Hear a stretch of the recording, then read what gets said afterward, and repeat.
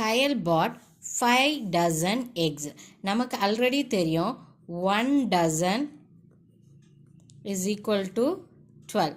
இங்கே கயல் வந்து 5 dozen வாங்கியிருக்காங்க. அப்போது 5-ஐ 12ஆல் மல்டிப்ளை பண்ணணும். ஸோ 5-ஐ 12ஆல் மல்டிப்ளை பண்ணும்போது நமக்கு கிடைக்கிறது 5 2s நமக்கு தெரியும் 10, 5 1 5 is 5 அப்படின்னா 60.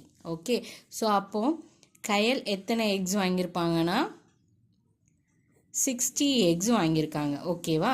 And then out of that 45 eggs are good eggs. ஓகேவா? அதில் 45 eggs வந்து குட் எக்ஸாக இருக்குதான். ஓகேவா?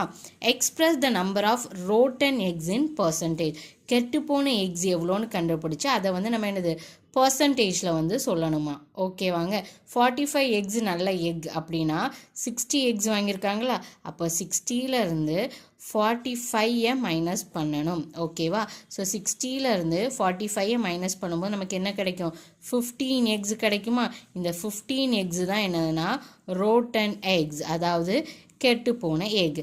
இப்போது இந்த கெட்டுப்போன எக்குக்கு நம்ம என்ன கண்டுபிடிக்க போகிறோன்னா பர்சன்டேஜ் கண்டுபிடிக்கணும். இப்போ பர்சன்டேஜ் நம்ம எதுக்கு கண்டுபிடிக்க போகிறோமோ அந்த வேல்யூவை மேலே போடணும். ஓகேவா? ஸோ ரோட்டன் எக்ஸோட பர்சன்டேஜ் கண்டுபிடிக்கிறதுனால ரோட்டன் எக்ஸ் வேல்யூவை மேலே போட்டுட்டு டோட்டல் எவ்வளோ வருதோ அது கீழே போடணும். நமக்கு ஆல்ரெடி தெரியும் டோட்டல் அவங்க எவ்வளோ எக்ஸ் வாங்கியிருக்காங்க, 60 எக்ஸ் வாங்கியிருக்காங்களா. ஸோ 60 கீழே போட்டு மல்டிப்ளைட் பை 100 பண்ணணும்.